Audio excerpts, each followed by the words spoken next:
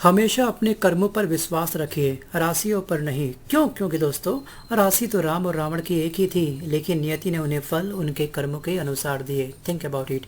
Hey guys, what's up? I hope you are doing well and all is awesome.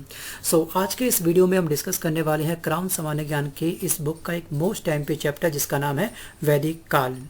सो जितने भी aspirant, जितने भी serious student, अगर आप अपने गोल को किसी भी हालत में, किसी भी हालात में अचीव करना चाहते हैं, तो आप सभी से मेरी रिक्वेस्ट ये है कि इस वीडियो का अंत तक पूरी ईमानदारी के साथ अटेम्प्ट करिएगा। जो भी इंपॉर्टेंट पॉइंट आपको इस बुक के हाईलाइट आज करवाए जाएंगे, उन सभी पॉइंट को आप लोग अपनी बुक को भी हाईलाइट करते चलिएगा हमारे साथ में। अगर आपके पास में ये बुक नहीं है, इस बुक को आप लोग मार्केट से या फिर ऑनलाइन, ठीक है, प्लेटफॉर्म से आप परचेस कर सकते हैं। ठीक है। और जिनकी फाइनेंशियल कंडीशंस बहुत वीक है, जो पैसा खर्च नहीं कर सकते हैं, उनसे रिक्वेस्ट ये है कि वीडियो को पॉज करके इम्पॉर्टेंट पॉइंट के नोट्स अपने बनाते चलिएगा।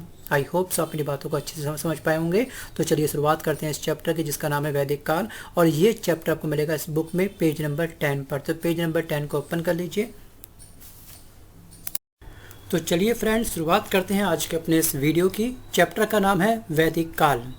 इस चैप्टर की शुरुआत करने से पहले हम जानते हैं कि आखिरकार वैदिक काल का जो सर्वमान्य काल था, वो कब से कब तक का था। मतलब कि कितने ईसा पूर्व से कितने ईसा पूर्व के काल को वैदिक काल की संज्ञा दी गई है। ये वाला क्वेश्चन आपके एसएससी एमटीएस में पूछा गया है 2 से 3 बार। तो आपको ध्यान रखना है कि वैदिक काल का जो सर्वमान्य काल है, वो 1500 से लेकर के 600 ईसा पूर्व तक का होता है। और वैदिक काल को भी 2 भागों में डिवाइड किया गया है। एक है आपका ऋग वैदिक काल, ठीक है, और एक है आपका उत्तर वैदिक काल। ये दोनों ही फैक्ट आपको अपनी बुक के ऊपर अच्छे से लिख लेने हैं, क्योंकि आप जब रिवीजन करेंगे अपनी बुक में से करेंगे, वीडियो में से तो रिवीजन करना पॉसिबल नहीं है। एक बार वीडियो को देखिए और अपने बुक को अंडरलाइन करते चलिएगा। तो चलिए बात करते हैं कि वैदिक काल की जानकारी हमको सबसे पहली बार कहाँ से मिलती है। जब भी हम लोग वेद को रीड करते हैं, वेदों से हमको एक काल प्राप्त हुआ जिसको नाम दिया गया वैदिक काल। ठीक है। और ब्राह्मण साहित्य में जो वेद होते हैं वो सबसे पुराने हैं। ये आपको अंडरलाइन करने की आवश्यकता वैसे नहीं है। अगर हम बात करेंगे वेद शब्द का वास्तविक अर्थ क्या होता है, तो इसका अर्थ होता है आपका जानना। ठीक है, जानना। और जो वैदिक काल है, ठीक है, इसके संस्थापक कौन है, या फिर वैदिक संस्कृति के संस्थापक कौन है, तो इनका नाम है आर्य। ठीक है। हम सब क्या हैं? हम सब एक टाइम पर आर्य थे, और हमारा जो काल था वो कहलाया क्या यहाँ पर? वैदिक काल।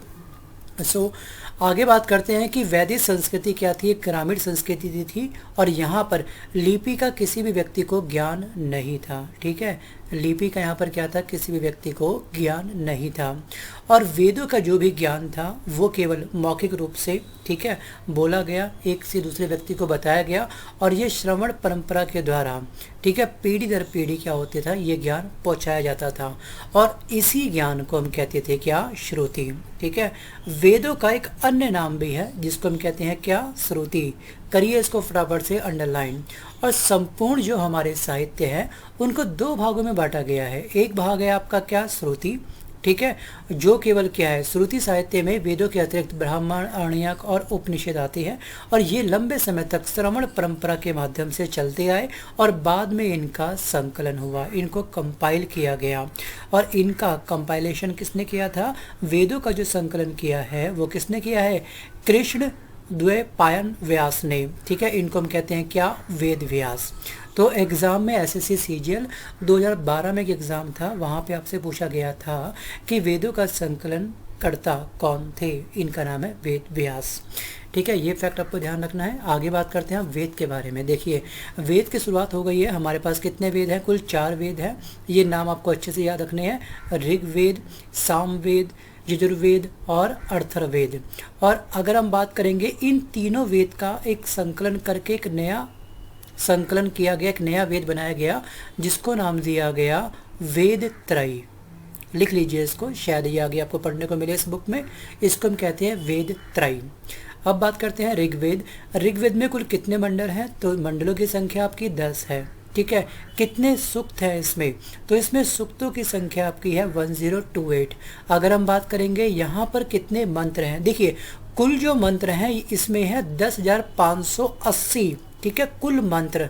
लेकिन जो ओरिजिनल है, ठीक है, इसमें 10,580 में 118 तो क्या हुए हैं, रिपीट हुए हैं, ये मंत्र तो नहीं है, ठीक है, इसका क्या हो रहा है, रिपीटेशन हो रहा है। लेकिन अगर हम बात करेंगे वास्तविक जो हमारे पास में कुल मंत्र हैं ऋग्वेद के अंदर, वो होते हैं 10,462। बच्चे यहाँ पे कंफ्यूज होते हैं, जब भी हम लोग अपनी क्लास करते हैं कंडक्ट, तो वहाँ बच्चों से पूछा जाता है कि ऋग्वेद में कुल कितने मंत्र हैं। कोई कहता है 10,580, कोई कहता है 10,462। अलग अलग बुक में ये दोनों बातें क्लियर नहीं की गई है काफ़ी बुक में, लेकिन ये आपको ध्यान रखना है। अगर पूछेगा वास्तविक मंत्रों की संख्या कितनी है या फिर कुल मंत्रों की संख्या कितनी है, तो आप क्या बोलेंगे इसमें 10,462, ठीक है। दोहराए कितने गए हैं, 118, ठीक है, और टोटल कितने जाएंगे 10,580, राइट। आप बात को समझ पा रहे होंगे मेरी, बहुत ही बेसिक चीज़ें हैं। अगर आप इसमें ये चीज़ें ऐड कर देंगे इन दोनों को, तो आपके पास क्या निकल के आएंगे, कुल निकल के आएंगे 10,580, ठीक है। चलिए, अगर हम बात करेंगे ऋग्वेद में मंत्रों का जो उच्चारण करते हैं उनको हम कहते हैं होर्तु या होता। अब 10 मंडल में आपका एक सेकंड मंडल काफ़ी इंपॉर्टेंट है, ठीक है।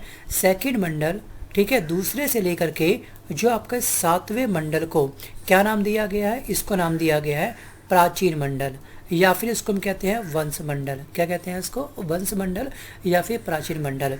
और जो एग्रीकल्चर है, जो कृषि है, इससे संबंधित जानकारी जो हमको प्राप्त होती है वो ऋग्वेद के कौन से मंडल से प्राप्त होती है। यूपी ट्रिपल लेखपाल के एग्जाम में क्वेश्चन पूछा गया है, ठीक है, ये वाला क्वेश्चन ध्यान रखिएगा। तो ये दिया गया चौथे मंडल के अंदर, ठीक है। कृषि से संबंधित जो जानकारी मिलती है ऋग्वेद के अंदर, ये हमको मिलती है चौथे मंडल में। आगे हम बात करते हैं गायत्री मंत्र। आप सभी को मालूम होगा, लेकिन आपको याद रखना है कि इसकी रचना किन्होंने करी थी। तो गायत्री मंत्र की रचना करी थी हमारे विश्वामित्र जी ने, ठीक है। और इसका उल्लेख आपको मिलता है तीसरे मंडल के अंदर। एक दो पब्लिकेशंस और भी हैं जहाँ पे उसमें चौथा मंडल कहा गया है, बट वो चौथा मंडल नहीं है दोस्तों। इसका राइट आंसर होगा तीसरे मंडल में गायत्री मंत्र का उल्लेख किया गया है। नेक्स्ट बात करते हैं कि जो 7वां मंडल है, ठीक है, मतलब कि जो प्राचीन मंडल है, जो वंश मंडल है, इसका जो अंतिम मंडल है 7वां मंडल, ठीक है। 7वें मंडल में वरुण को समर्पित है, ठीक है। 7वां मंडल किसके लिए डेडिकेटेड, तो ये है वरुण देवता के लिए। और 9वें मंडल के 144 सूक्तों में सोम का जिक्र किया गया है। तो ये सोम के बारे में और वरुण के बारे में इसका उल्लेख कौन से मंडल में मिलता है, इसको आप लोग अंडरलाइन कर लीजिए। आगे बात करते हैं 10वें मंडल के बारे में। इसमें क्या खास बात है, जो सबसे बाद में डिज़ाइन हुआ, जो सबसे बाद में बना, ठीक है। इसमें क्या था, इसमें सबसे पहली बार वैश्य और शूद्र का वर्णन करने को मिला है, ठीक है। वैश्य और शूद्र का वर्णन कहाँ पे हुआ है, 10वें मंडल के अंदर। मंडल कितने थे, कुल 10 थे। तो ये बेसिक मंडल है जो आपके एग्जाम में कई बार रिपीट होते हैं। आगे बात करते हैं दोस्तों, ऋग्वेद में यमुना का उल्लेख कितनी बार हुआ है, यमुना का उल्लेख 3 बार हुआ है। गंगा का उल्लेख कितनी बार हुआ है, 1 बार। करिए इसको फटाफट अंडरलाइन। सो अगर हम बात करेंगे, इस वेद में सोमरस का वर्णन सबसे अधिक बार हुआ है, ठीक है। इसको क्या कहते हैं, इसको हम कहते हैं इंद्र का पुरंदर, ठीक है। इंद्र को पुरंदर की संज्ञा दी गई है। पुरंदर का अर्थ क्या होता है, किलो को तोड़ने वाला, ठीक है, किलो को तोड़ने वाला। अगर हम बात करेंगे, ऋग्वेद में पुरुष देवताओं की प्रधानता दी गई है और इंद्र का वर्णन ऋग्वेद के अंदर 250 बार मिलता है, जबकि अग्नि का कितने बार प्रयोग किया गया है, अग्नि का प्रयोग किया गया है 200 बार। कितनी बार, 200 बार। अब यहाँ पे आप लोग एक स्टार लगा लो, ठीक है, पेज नंबर 11 के जस्ट नीचे। यहाँ पे आप लिखिए ओम। ओम का उल्लेख कितनी बार हुआ है, ओम का उल्लेख हुआ है 1028 बार, ठीक है, 1028 बार। अच्छा, लास्ट वीडियो में हमने आपको बताया था कि जो स्वास्तिक होता है, स्वास्तिक का जो सिंबल होता है, इसका ओरिजिन या फिर इसकी खोज कहाँ, किस स्थान से की गई थी। जल्दी से कमेंट करिए, कहीं ऐसा नहीं कि आप लोग आगे बढ़ रहे हैं पिछला भूल रहे हो, ये भी हो सकता है। तो प्लीज़ कमेंट करिएगा। बात करते हैं हम लोग साम वेद के बारे में। सेकंड वेद है हमारा साम वेद। इसमें क्या होती है कि साम वेद में गाए जाने वाली रचनाओं का संकलन किया गया है, ठीक है। और इनके पुरोहित को हम क्या कहते हैं, इनके पुरोहित को कहा गया है उद्गाता। क्या कहा गया, उद्गाता। और साम वेद का, ठीक है, गंधर्व वेद, ये क्या, गंधर्व वेद साम वेद का उपवेद है। और साम वेद में कुल मंत्रों की संख्या कितनी है आपकी, 1549, ठीक है। 75, इसमें से 75 ओरिजिनल हैं जो खुद साम वेद के हैं। बाकी कहाँ से लिए गए हैं, शेष लिए गए हैं ऋग्वेद से। कहाँ से लिए गए हैं, ऋग्वेद के अंदर से हमने ये अडॉप्ट किए हैं सामवेद के अंदर। अगला है आपका क्या, यजुर्वेद। इसमें आपके गद और पद दोनों में रचित है आपका ये वेद। एग्जाम में क्वेश्चन पूछा गया ये वाला कि ऐसा कौन सा वेद है जिसमें आपको गद्य और पद दोनों की ही रचना मिलती है देखने के लिए, तो ये आपका वेद यजुर्वेद। और इसका उपवेद आपको ध्यान रखना है, इसका उपवेद क्या हो जाएगा आपका धनुर्वेद, ठीक है, धनुर्वेद। आप दोस्तों चाहे तो हर एक लाइन पढ़ सकते हैं, जिसको पीएचडी करनी है इतिहास के अंदर तो वो तो एक ही लाइन पढ़ सकता है, बट जिनको एग्जाम क्रैक करना है केवल वही फैक्ट जानने हैं जो एग्जाम की दृष्टि से इंपॉर्टेंट है, वही इस वीडियो को प्लीज़ अंत तक ध्यान से जरूर देखिएगा और बुक को अपने अंडरलाइन करिएगा। अगर बुक नहीं है तो मार्केट से परचेज कर लीजिए, कोई हैवी अमाउंट नहीं है इसका, ठीक है, क्योंकि इन्वेस्टमेंट तो करना पड़ता है पढ़ाई के दौरान। तो एक बार बस केवल देखो, सिंपल सा एक फंडा कहा गया है कि 10 किताब को परचेज करके घर में ले आना, और किसी भी 10 किताब को एक बार भी ना पढ़ने से ज़्यादा अच्छा किसी एक किताब को 10 बार पढ़ लेना, बस। इससे आपका क्या होगा, ये एक बेसिक बुक है जो कि कॉन्फिडेंस को बूस्ट करती है, राइट। चलिए अब आते हैं टॉपिक पर, ज़्यादा बखान नहीं करेंगे इस टॉपिक पर, समझदार के लिए सारा काफ़ी होगा, ठीक है। अगर हम बात करते हैं अर्थवेद के बारे में, ये हमारा चौथा और अंतिम वेद है, और इसकी रचना किसने करी थी, अर्थवा ऋषि ने करी थी। इन्हीं के नाम पर ये वेद का नाम रखा गया अर्थवेद। अब दोस्तों अगर हम बात कर रहे हैं ऋग्वेद के पुरोहित कौन है, पुरोहित का नाम ध्यान रखिएगा आप लोग। सामवेद के पुरोहित कौन है, यजुर्वेद के, और अर्थवेद के पुरोहित कौन है। साथ ही साथ इनके उपवेद भी आपको अच्छे से याद रखने हैं। आगे हम बात करते हैं कि ये ब्राह्मण साहित्य क्या होते हैं, जो आप ये चौथा टर्म देख रहे हैं, ब्राह्मण साहित्य है क्या। देखिए वेदों की जो भाषा होती है काफ़ी जटिल होती है, ठीक है। इसकी भाषा को इजी लैंग्वेज में, ठीक है, एक साहित्य में संकलित करना ही वो जो आपका साहित्य कहलाया उसको कहलाया गया आपका ब्राह्मण साहित्य। अगर आप ऋग्वेद डायरेक्ट उठा लेंगे, उसको पढ़ने का प्रयास करेंगे, आपको समझ नहीं आएगा। क्यों नहीं आएगा ये आप मुझको ज़रा कमेंट करिएगा, क्या रीज़न है, ये शब्द मैंने क्यों बोला आप लोगों के लिए, ठीक है। ऋग्वेद को काफ़ी सरल भाषा में जो मेंशन किया गया जिस साहित्य में, उसको नाम दिया गया ब्राह्मण साहित्य, बस ये आपको ध्यान रखना है। आगे बात करते हैं, एक हमारा क्या आरण्यक, ये दोस्तों ऋषियों के द्वारा लिखी गई थी इनकी रचना, ठीक है। और इसकी जो रचना हुई थी, इसकी हुई थी जंगलों में की जाने वाली रचनाओं को हम क्या कहते हैं, आरण्यक कहते हैं। और आरण्यक रचनाओं की कुल संख्या कितनी है आपकी, 7 होती है। कितनी है, इसकी संख्या कितनी है, 7। अब बात करते हैं उपनिषेद क्या होते हैं। दोस्तों वेदों का जहाँ पे अंत होता है उसके बाद से आपका उपनिषेद का ओरिजिन होता है, मतलब कि उपनिषेद वेदों का अंतिम भाग है, इसलिए इसको वेदांत भी कहा गया है, ठीक है। वेदांत और वेदांग में फ़र्क है, ये जो आप देख रहे हैं टर्म वेदांग वो अलग है, ठीक है। ये बात कर रहे हैं हम लोग क्या, वेदांत।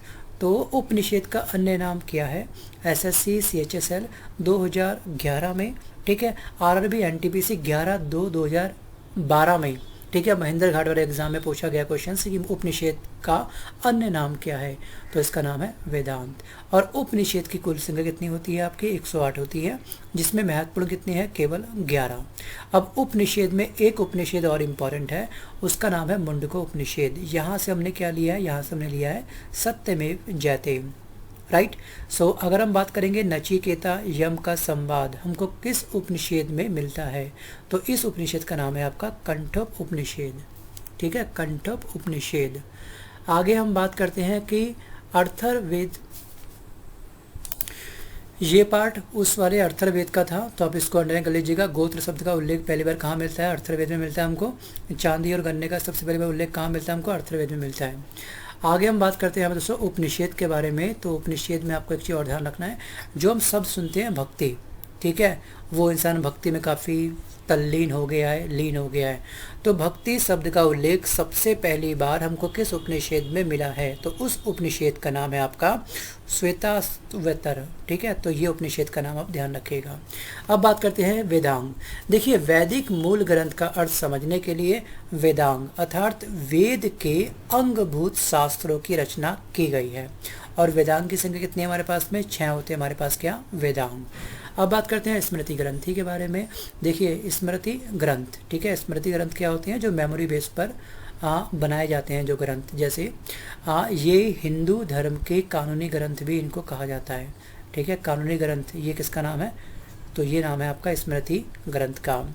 और सबसे पुराना जो आपका स्मृति ग्रंथ है वो है आपका मनुस्मृति, क्योंकि आपको मालूम होना चाहिए कि धरती पर जन्म लेने वाला जो पहला व्यक्ति था उसका नाम क्या था, उसका नाम था मनु, ठीक है। इसकी स्मृति क्या होगी, सबसे प्राचीन होगी, और इसी की स्मृति के आधार पर सबसे प्राचीन ग्रंथ बनाया गया जिसको नाम दिया गया मनुस्मृति, ठीक है, मनुस्मृति। अगर आपको अपने इतिहास के बारे में जानना है कि आपका इतिहास क्या था, आपका गांव क्या था, ठीक है, आपका गोत्र क्या था, गांव में क्या खास बातें थी, तो आप किससे पूछोगे? अपने परदादा से पूछोगे, दादा से पूछोगे, जो सीनियर सिटीजन घर में होगा उसी से पूछोगे, क्योंकि उसकी मेमोरी सबसे ओल्ड होगी, उसने वो वक्त देखा होगा। तो वैसे ही नाम दिया गया मनुस्मृति। मनु एक व्यक्ति का नाम है, इसकी स्मृति सबसे ओल्ड थी, तो इसकी इसी के नाम पर, ठीक है, इन्हीं के नाम पर रखा गया मनुस्मृति ये नाम। सो चलिए बढ़ते हैं आगे कि इसमें कुल कितने पर्व हैं। देखिए यहाँ हम बात कर रहे हैं महाभारत के बारे में अब, ठीक है, महाभारत को कर लीजिएगा अंडरलाइन। तो महाभारत में कुल कितने अध्याय होते हैं, कितने पर्व होते हैं, तो ये होते हैं 18। शुरुआत में इसमें कितने श्लोक थे? 8800। अब वर्तमान में कितने हो चुके हैं? 1 लाख। देखिए 8800 में और भी श्लोक अब बाद में आने वाले समय पर ऐड किए गए।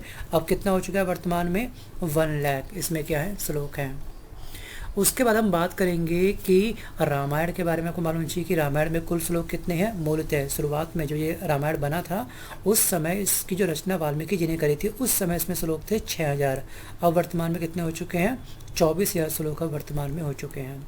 अब बात करते हैं पुराण। पुराणों की संख्या कितनी होती है? आपकी 18 होती है, ठीक है। और एक आपका पुराण है मत्स्य पुराण, ठीक है। विष्णु के 10 अवतारों का उल्लेख किस पुराण में मिलता है? तो ये मिलता है हमको मत्स्य पुराण के अंदर, और ये क्या है? सबसे प्राचीन पुराण है। बाकी आप ये पॉइंट चाहे तो पढ़ सकते हैं वीडियो को पॉज करके, या फिर अपनी बुक में से खुद पढ़ सकते हैं, लेकिन इसमें कुछ खास इंपॉर्टेंट नहीं था तो इसलिए हमने इसको अंडरलाइन नहीं करा है, ठीक है। बार बार इस चीज़ में रिपीट नहीं करूँगा, क्योंकि मुझको केवल जो इंपॉर्टेंट लग रहा है, जो हमारे एक्सपीरियंस के आधार पर जो बन पा रहे हैं क्वेश्चंस, वही मैं आपको सामने यहाँ पर मेंशन कर रहा हूँ, आपकी बुक को अंडरलाइन करवा रहा हूँ। क्योंकि इस बुक की एक हैवी डिमांड थी, काफ़ी सारे बच्चों की डिमांड थी कि सर लूसेंट की बुक हमें पूरी करवा दी, तो प्लीज़ क्राउन की बुक को भी कंप्लीट करवा दीजिएगा। बस उनके ही इस डिमांड को मैं पूरा फुलफ़िल करना चाहता हूँ। ये बुक हम लोग कवर करेंगे पूरी ईमानदारी के साथ, और इस बुक को आप प्लीज़ हमेशा लेके बैठिए साथ में, ठीक है, क्योंकि रिवीजन तो आपकी बुक में से होगा, वरना एक बार आपने वीडियो वॉच कर लिया, दोबारा आप वीडियो का रिवीजन कैसे कर पाएंगे, ठीक है, दोबारा आप वीडियो कहाँ देखेंगे, तो इसलिए थोड़ा सा कष्ट करिएगा। सो अगर हम बात करेंगे दोस्तों ऋग्वेदिक काल में, ठीक है, आर्यों का आगमन। देखिए आर्यों के आगमन को लेकर के काफ़ी सारे मतभेद हैं, ठीक है। अब किसी विद्वान ने कुछ कहा था कि इनका मूल स्थान आर्यों का कुछ और था, जिसमें आपको केवल 2 विद्वान के नाम ध्यान रखने हैं, वो है आपके दयानंद सरस्वती। इनका मानना था कि जो आर्यों का जो मूल स्थान था वो था तिब्बत, ठीक है। और मैक्स मुलर ने और रीड ने ये कहा था कि जो आर्य हैं इनका मूल निवास क्या है? मध्य एशिया, ठीक है, मध्य एशिया। सो आगे हम बात करते हैं कुछ नदियों के बारे में। ऋग्वेद में, ठीक है, कुल 21 नदियों का वर्णन किया गया है। कितनी रिवर का? 21 नदियों का वर्णन किया गया है। अब बात करते हैं कुछ हमारी प्राचीन नदियां हैं, ठीक है, प्राचीन नाम, और इसके वर्तमान में नाम क्या है। देखिए सिंधु नदी का जो अब वर्तमानिक नाम है, इसको नाम दिया गया सिंधु, इसमें कोई भी परिवर्तन नहीं हुआ है। और इस बुक के ऊपर आप साइड में ब्रैकेट में लिख लीजिएगा कि सिंधु नदी की कुल लंबाई कितनी है। मैं बात कर रहा हूँ केवल भारत के अंदर, ठीक है। इसकी कुल लंबाई है आपकी 3180 किलोमीटर। ये है आपकी सिंधु की कुल लंबाई, ठीक है। सिंधु की कुल लंबाई कितनी जाएगी आपकी? 3180 किलोमीटर, राइट। और किसी किसी बुक में इसको दिया गया 3610 किलोमीटर, ठीक है, इसकी टोटल लंबाई है, कुल लंबाई इसकी है। आगे बात करते हैं अस्कनी, ठीक है। अस्कनी का जो वर्तमानिक नाम है वो है आपका चिनाब। एग्जाम में पूछा गया ये क्वेश्चन दोस्तों कई बार कि चिनाब नदी का प्राचीन नाम क्या है, तो ये है आपका अस्कनी। और उसके बाद जो हम बात करते हैं सतलुज नदी की का वर्तमानिक नाम क्या है, तो ये आपका सतलुज है, ठीक है। सतुदी इसका क्या है? प्राचीन नाम है। विपाशा को हम बोलते हैं, वर्तमानिक नाम क्या है इसका? व्यास। झीलम का प्राचीन नाम क्या है आपका? वितस्ता। घग्गर का प्राचीन नाम क्या हो जाएगा? सरस्वती। और रावी का जो प्राचीन नाम है ये आपका परुषणी, ठीक है, परुषणी।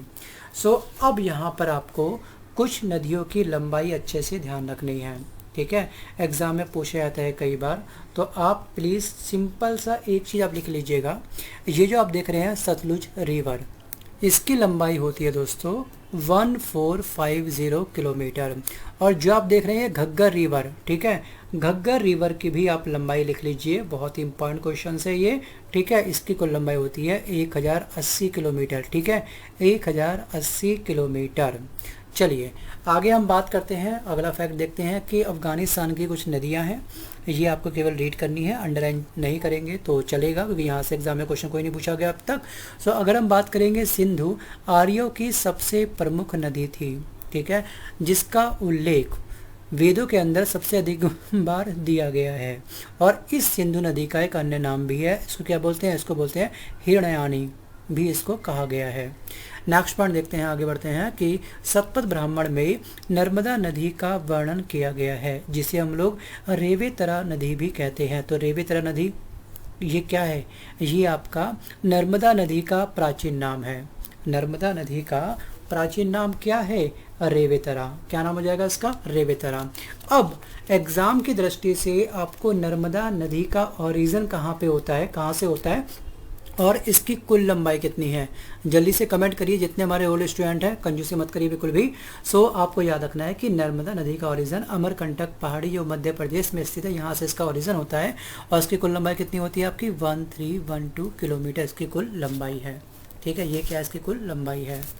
चलिए अब बढ़ते हैं आगे, कुछ हम बात करते हैं यहाँ पर। ये वाला पॉइंट आप ध्यान से देख लीजिएगा कि भारत वंश और 10 राजाओं के बीच में परुषणी नदी पर, परुषणी नदी का जो वर्तमानिक नाम है वो क्या, रावी नदी। ठीक है, रावी नदी के तट पर क्या हुआ था, इनका एक वॉर हुआ था जिसको नाम दिया गया था 10 राग युद्ध। ठीक है, इस युद्ध का वर्णन हमको ऋग्वेद के कौन से मंडल में मिलता है, तो ये मिलता है 7वें मंडल के अंदर। देखिए स्टेट पीसीएस जीएस पेपर 1 में ये क्वेश्चंस कई बार पूछा गया है कि 10 राग युद्ध का वर्णन ऋग्वेद के कौन से मंडल में निहित है। ठीक है, तो ये आपका 7वां मंडल। ठीक है, इस युद्ध में आर्यों के राजा कौन थे, उनका नाम भी पूछा गया आपके एग्जाम में, प्रीवियस एग्जाम में कई बार। तो इनका नाम है सुदास। और अनार्यों के राजा कौन थे, इनका नाम था भेद। क्या नाम था इनका, भेद। चलिए अब हम बात करते हैं यहाँ पर कुछ ऋग्वेद के कुछ आर्थिक वैदिक काल का आर्थिक जीवन किस प्रकार का था। देखिए यहाँ पर अगर हम बात करेंगे आर्थिक जीवन के बारे में, तो ऋग्वेदिक काल एक ग्रामीण सभ्यता थी। ये क्या थी, ग्रामीण सभ्यता थी। और यहाँ पर पशुपालन और एग्रीकल्चर क्या था, यहाँ का मेन क्या थी, इनकी अर्थव्यवस्था इस चीज़ पे डिपेंड थी। ऋग्वेद में गाय का उल्लेख कितनी बार किया गया है, तो ये किया गया 176 बार। ठीक है, गाय का उल्लेख, गाय की मान्यता तब से चलती आ रही है। देखिए अब तक आज भी हम लोग गाय को बहुत मानते हैं ना। जब भी आप देखते होंगे श्राद्ध वगैरह हम करते हैं तो एक अलग से पिंड निकाला जाता है जो हम कहते हैं कि स्पेशल गाय को ही खिला के आना है ना। तो गाय का उल्लेख ऋग्वेद के अंदर भी है। कितनी बार है, ये है आपका 176 बार। ठीक है, 176 बार। अब ऋग्वेद में कृषि एग्रीकल्चर की चर्चा, ठीक है, केवल 24 श्लोकों में की गई है। ठीक है, और मैंने आपको बताया था कुछ टाइम पहले कि एग्रीकल्चर का उल्लेख कौन से मंडल में दिया गया है, जरा मुझको बताइए, देखते हैं कितने याद है आपको। अभी कुछ समय पहले डिस्कस किया था ना एग्रीकल्चर के बारे में, ये कौन से मंडल में नहीं था, 4थे 5वें 6ठे या फिर 8वें। नहीं याद तो पिछले वीडियो दोबारा से अभी देख लीजिएगा अच्छे से, क्योंकि आगे बढ़ना पिछला भूलना ये कोई अच्छी बात नहीं है ना। चलिए आगे बात करते हैं कि अनेक कुल, जिसमें हम लोग कहते हैं प्रधान, प्रधान को हम क्या कहते हैं, कुलुप कहते हैं। इससे मिलकर के क्या बनता था, ग्राम बना है। और अनेक ग्रामों से मिलकर क्या बनता है, आपका विश्व बनता है। जब अनेक विश्व मिल जाते हैं तो क्या बन जाता है, आपका जन बन जाता है। क्या बन जाता है, जन बन जाता है, जन का निर्माण होता है। तो ये आपका सही क्रम। आगे बात करते हैं ऋग्वेद में जो जन शब्द का उल्लेख है ये कितनी बार किया गया है, तो ये किया गया 275 बार। कितनी बार, 275 बार। देखिए ये नंबर ना आपको याद नहीं होंगे एक बार सुनने से। इस क्लास को या तो आप 2 बार देख लीजिएगा और आपको हर एक नंबर हो जाएगा याद, या फिर क्लास को देखते समय अपने नोट्स या फिर बुक को अंडरलाइन करते चलिएगा, क्योंकि रिवीजन है तो कॉन्फिडेंस है, कॉन्फिडेंस है तभी तो सिलेक्शन है, वरना क्या होगा। कहते हैं कि कितना खाया ये इंपॉर्टेंट नहीं है, कितना डाइजेस्ट किया ये इंपॉर्टेंट है। वैसे ही दिन भर में कितने वीडियो आपने वॉच किए ये इंपॉर्टेंट नहीं है। ठीक है, वीडियो में से कितना आपने सीखा, माइंड में कितना समेट के रखा, ये इंपॉर्टेंट है। ज्ञान वही जो मुसीबत में काम आए, ज्ञान वही जो एग्जाम क्रैक करवाए, वरना तो वीडियो सुबह शाम देखते रहो, डाटा खर्च करते रहो, टाइम पास करते रहो। मेरा मानना ये है जिनको वास्तविक ज़रूरत है जॉब की, देखिए फॉर्म भरते लाखों में बच्चे फॉर्म है, लेकिन सबको आवश्यकता कहाँ होती है जॉब की।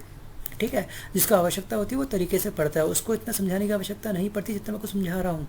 क्लास की लेंथ बढ़ेगी, ठीक है, मुझको जल्दी से वीडियो का पैकअप भी करना है, ठीक है। अब हम बात करते हैं यहाँ पे धार्मिक जीवन के बारे में। आप अपने एग्जाम के खुद मालिक हैं, मेरा काम है कि आपको एक लिमिट तक गाइड करना होगा, ठीक है, ये आप ध्यान रखिएगा। चलिए, वैदिक ग्रंथों में कुल कितने देवताओं का उल्लेख किया गया है? तो यहाँ पर 33 देवताओं का उल्लेख किया गया है। सबसे अधिक जो फेमस जो देवता हैं यहाँ पर, ये कौन हो जाएंगे? इंद्र देवता हो जाएंगे। इनको हम कहते हैं पुरंदर, मतलब कि किला तोड़ने वाला। इनका एक अन्य नाम भी है, इनको कहते हैं व्रतहंता या फिर सोमापा। ये किस देवता का नाम है? तो ये आपका इंद्र देवता का नाम। यूपी SSC लेखपाल के एग्जाम में क्वेश्चन पूछा गया ये वाला। चलिए आगे बात करते हैं। इंद्र पर कितने सूक्त हैं? तो 250 सूक्त हैं। और जो सेकंड पहले व्यक्ति कौन हो गए? हमारे इंद्र भगवान हो गए। दूसरे देवता कौन से हो गए? अग्नि हो गए, जिनका उल्लेख 200 बार किया गया है। और तीसरे कौन है? तीसरे हैं जल या फिर समुद्र, जिसको हम कहते हैं वरुण देवता। ठीक है, तीसरा स्थान मिलता है किसको? जल को। याद रखना, फर्स्ट स्थान इंद्र का लिख लीजिए, सेकंड स्थान अग्नि का, और जल का तीसरा स्थान। देखिए बुक के ऊपर आपको लिखना पड़ रहा है ना पेन से, ठीक है, लिख लीजिए, कोई दिक्कत नहीं है, क्या फ़र्क पड़ता है, बुक किसके लिए लाए? पढ़ने के लिए ना, तो फिर करो अंडरलाइन। चलिए आगे बात करते हैं कि जल या फिर समुद्र का उल्लेख कितनी बार किया गया है? 176 बार इस चीज़ का उल्लेख किया गया है। चलिए अब आगे बात करते हैं कि आर्यों का भौगोलिक सीमा क्या थी। उत्तर वैदिक काल में आर्यों का भौगोलिक विस्तार जो हुआ था, उत्तर में हिमालय तक, दक्षिण में, ठीक है, विंध्य पर्वतमाला तक, पश्चिम में अफगानिस्तान तक एवं पूर्व में उत्तरी बिहार तक था। अगर हम बात करेंगे आर्यों का आगमन कब हुआ था, ये क्वेश्चंस भी एग्जाम में पूछा गया है। तो ऐसा माना जाता है कि आर्यों का आगमन 1500 ईसा पूर्व से पहले हुआ था। अब हम बात करते हैं कि जो हमारे व्रत होते हैं, 4 जो आश्रम हैं, एक क्या होता है आपका ब्रह्मचार्य, गृहस्थ जीवन, वानप्रस्थ, और एक होता है सन्यास। इन सभी आश्रम का उल्लेख किस उपनिषेध में दिया गया है? इसका नाम क्या है? तो सबसे पहली बार उल्लेख जो किया गया इस उपनिषेध का नाम है आपका जाबलो उपनिषेध। क्या नाम है इसका? जाबलो उपनिषेध। ठीक है, अब थोड़ा सा और ड्रैग करिए थोड़ा सा। चलिए ठीक है, अब हम सीधे मूव करते हैं केवल इस टॉपिक पर, कुछ युद्ध के बारे में। ठीक है, राजाओं का प्रभाव उनके यज्ञों के द्वारा और बढ़ने लगा। देखिए मान्यता यज्ञ की, पूजा पाठ की, अनुष्ठान की, आप भी अपने घर में कुछ पूजा पाठ करवाते होंगे, यज्ञ करवाते होंगे, जैसे शिवार्चन वगैरह आप करवाते हो ना घर में, कभी कुछ बच्चे करवाते हैं। तो ये जो प्रथा है, ठीक है, ये जो इनका महत्व है ये इतिहास से चलता आ रहा है। जो राजा लोग जो यज्ञ करवाते थे, एक था आपका राजसूय यज्ञ। इसमें क्या होता था, जब भी किसी राजा का राज्याभिषेक होता था उस समय जो यज्ञ करवाया जाता था उस यज्ञ का नाम क्या था? राजसूय यज्ञ। जैसे क्या होता है नामकरण होता है ना, जैसे क्या होता है जो लोग पंडित वगैरह होंगे उनका एक जनेऊ होता है। जनेऊ भी क्या है, जनेऊ के टाइम पे छोटा सा यज्ञ होता है, वो भी कंपलसरी होता है। अगर हम बात करेंगे अश्वमेध यज्ञ, इसमें क्या होता है, इसमें साम्राज्य विस्तार के लिए राजा के द्वारा जो यज्ञ करवाया जाता था उसको किस नाम से जाना जाता है? तो इसको हम बोलते हैं अश्वमेध यज्ञ। ठीक है, और तीसरा जो आपका यज्ञ है ये इतना खास इंपॉर्टेंट नहीं है, नहीं भी करेंगे तो भी चलेगा, लेकिन फिर भी देखिए रथ दौड़ की आकांक्षा से जो यज्ञ होता था उसको हम क्या बोलते हैं? उसको बोलते हैं वाजपेयी यज्ञ। चलिए आगे बढ़ते हैं थोड़ा सा और। देखिए हमारे पंच महायज्ञ हैं। एक आपका ब्रह्म यज्ञ हो जाएगा, ऋषियों के प्रति जो यज्ञ होता है उसको बोलते हैं ब्रह्म यज्ञ। एक होता है देव यज्ञ, देवताओं के प्रति, ठीक है, अपना आभार प्रकट करने के लिए जो यज्ञ करवाए जाते हैं उसको हम बोलते हैं क्या? देव यज्ञ। एक होते हैं पितृ यज्ञ, ठीक है, पितरों के प्रति जो कर्तव्यता अदा करते हैं, जैसे आप बोलते हैं पिंड जो बनते हैं, जो श्राद्ध वगैरह होते हैं, तो हम क्या करते हैं उसमें अभी क्या चल रहा है, पितृपक्ष चलता है। ठीक है, तो ये आपको ध्यान रखना है। तो उस समय जब हम पूजा पाठ करते हैं वो भी एक तरह का क्या होता है, यज्ञ होता है, और ये कहलाता है क्या, ये आपका कहलाता है यहाँ पर पितृ यज्ञ। आगे बात करते हैं अतिथि यज्ञ। अतिथियों के प्रति कृतज्ञता, भूत यज्ञ, समस्त जीवों के प्रति कृतज्ञता निभाने के लिए। नेक्स्ट पॉइंट देखते हैं दर्शन और प्रतिपादक। ठीक है, दर्शन, साख्य दर्शन के प्रतिपादक का नाम क्या है? इनका नाम है कपिल मुनि, योग के पतंजलि, न्याय के गौतम ऋषि, पूर्व मीमांसा के जैमिनी, और उत्तर मीमांसा के कौन थे? वदारयण। अगर हम बात करेंगे हमारे पास संस्कार कितने होते हैं, मानव के संस्कार होते हैं, वो होते हैं 16 संस्कार। और इस संस्कार का उल्लेख कहाँ पे किया गया पहली बार? तो ये हमको मिलता है उत्तर वैदिक काल में। एक है आपका ऋग वैदिक काल, एक है आपका उत्तर वैदिक काल। ठीक है, तो ये आपको अच्छे से ध्यान रखना है। चलिए अब बढ़ते हैं थोड़ा सा आगे। यहाँ हम बात करते हैं ऋग्वेद में किसका उल्लेख कितनी बार किया गया है। तो यहाँ पे अगर हम बात करेंगे, यहाँ पर पिता का उल्लेख इम्पॉर्टेंट है, याद रख लीजिएगा। इंद्र, अग्नि और गाय, ये अच्छे से रखिएगा याद। और विष्णु के बारे में, वरुण के बारे में लिख लीजिए, ठीक है। और अगर हम बात करेंगे गंगा का 1 बार, सिंधु नदी का सर्वाधिक बार, ठीक है, और यहाँ पे एग्रीकल्चर का 33 बार और जन का 275। बस ये आपको 7 अच्छे से याद रखने हैं। सो अगर हम बात करेंगे प्रमुख रत्नी, ठीक है, जो हमारा ऋग्वेदिक काल है, ठीक है, उत्तर वैदिक जो काल है, जो हमारा वैदिक काल है, उसमें सेनापति को क्या कहते थे? सेनानी कहते थे। और जो अकाउंटेंट होता था, जो मतलब कोषाध्यक्ष को हम क्या कहते थे? इसको हम कहते थे संग्रहिता, ठीक है, संग्रहिता। और जो बड़ई होता था उसको हम कहते थे क्या? तक्षण। क्या कहते थे? तक्षण। अब बात करते हैं कृषि संबंधी शब्दावली, ठीक है। कृषि संबंधित, हल को कहा जाता था, हल का प्राचीन नाम क्या था? लांगल। और जुते हुए खेत को हम कहते थे उर्वरा। और हल से बनी हुई जो नालियाँ होती थी उसको हम कहते थे क्या? सीता। ये है इसका प्राचीन नाम। अब वैदिक साहित्य सर्वप्रथम और सर्वप्राचीन 2 जैन तीर्थकर, एक आपके हैं अरिष्टनेमी और एक हैं ऋषभदेव, इन दोनों के नाम का उल्लेख किस वेद में मिलता है? तो ये मिलता है ऋग्वेद के अंदर, ठीक है। अस्तो माँ सदगम्य, इसका उल्लेख, इस मंत्र का उल्लेख कहाँ मिलता है? इसका मिलता है ऋग्वेद के अंदर। सबसे प्राचीन, ठीक है, सबसे प्राचीन उपनिषद कौन सा है? छंदोग्य उपनिषद और बृहदारण्यक उपनिषद। प्रथम 3 आश्रम, बाल आश्रम, गृहस्थ और वानप्रस्थ, इसका उल्लेख हमको कहाँ मिलता है? इसका उल्लेख हमको मिलता है पढ़ने के लिए छंदोग्य उपनिषद के अंदर। अब बात करते हैं 4 आश्रमों का सर्वप्रथम उल्लेख जो हमको मिलता है वो मिलता है जाबलो उपनिषद में। पुनर्जन्म, व्यक्ति मरता है दूसरा जन्म लेता है, इस बात का उल्लेख सबसे पहली बार कहाँ किया गया था? सतपथ ब्राह्मण के अंदर, ठीक है, सतपथ ब्राह्मण के अंदर। और ऋग्वेदिक काल, ठीक है, के सर्वप्रथम देवता कौन थे? इंद्र थे। ये हमने अभी पढ़ा, इसको अपन ना भी करेंगे तो भी चलेगा, ये तो आपको याद होगा अच्छे से। सो ऋग्वेदिक काल में सर्वाधिक जो धातु प्रयुक्त की गई थी उस धातु का नाम क्या है आपका? अयस। अयस में आपका काश्य या फिर तांबा हम कह सकते हैं इसको। चलिए अब लास्ट आपको पॉइंट एक चीज़ याद रखनी है कि कृषि संबंधी प्रक्रिया का उल्लेख ऋग्वेद के कौन से मंडल में मिलता है? जो मैंने आपसे क्वेश्चन पूछा था ना अभी, ये वही मंडल है। तो ये आपका 4th मंडल। कौन सा मंडल? 4था मंडल। तो फ्रेंड बस आज के इस वीडियो में इतना ही। अगर वीडियो पसंद आया हो तो वीडियो को लाइक करिए, वरना आप लोग वीडियो को डिसलाइक भी कर सकते हैं। जो बच्चे पढ़ने वाले हैं उनसे मेरी रिक्वेस्ट ये है कि इस बुक को अपने पास रखेंगे, अंडरलाइन करेंगे, मेरी बातों को सुनेंगे तो कॉन्फिडेंस बूस्ट पक्का होगा। वरना वीडियो देखोगे, कल कुछ नया देखोगे, ठीक है, पिछला भूलते रहोगे, रिविज़न कब करोगे? ठीक है, तो ध्यान रखिएगा, रिवीजन करना बहुत ज़रूरी है। Wish you all the best. अगर ये वीडियो अच्छा लगा हो तो हमको सपोर्ट करने के लिए इस वीडियो को अपने फ्रेंड तक शेयर भी कर दो, अपने ग्रुप तक, जो भी आप लोग ग्रुप ज्वाइन करते हैं वहाँ तक। ठीक है, धन्यवाद।